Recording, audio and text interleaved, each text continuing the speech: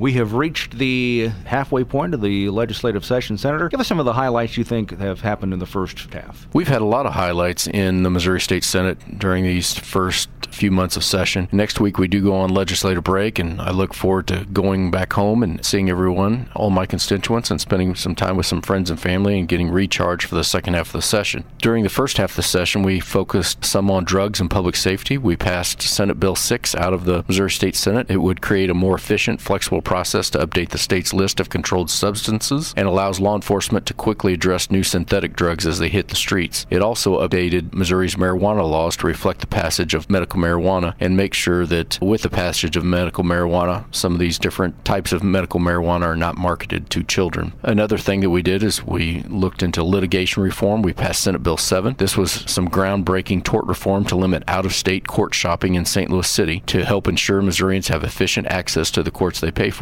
We also did some things to assist Missourians in need. One of those was Senate Bill 28, where we restored and reformed housing tax credits for working families and seniors, and we also placed a cap on that program to help further cost save taxpayers millions of dollars. Another bill that we also passed was my Senate Bill 45, which helps reform insurance coverage to provide therapeutic care for people with autism, developmental, and physical disabilities. A couple other categories that we were successful in passing legislation in would be lifting regulations. Senate Bill 89 helps reduce barriers to enter the workforce and made licensing processes more efficient. This one particularly deals with commercial driver's license and gives the Director of Revenue will be allowed to waive the CDL driving skills test for qualified military applicants. In and around the state of Missouri, we have a lot of military veterans that received a lot of training as far as in driving big trucks and heavy equipment. If we can waive the CDL driving requirements for them because they already had that experience in the military, I'm a full supporter for that. And then the last thing, as far as a balanced budget, we're still working on balancing the fiscal year 2020 budget, which will begin on July 1st, 2019 and go until June 30th of 2020. And then today we also passed the supplemental budget for 2019, House Bill 14. You know, things change a lot throughout the year, and last year when we were passing the budget for the current year, we had to make some changes as far as the supplemental budget. Some costs come in more than expected, some costs come in less than expected, and so the supplemental budget is one way just to balance that.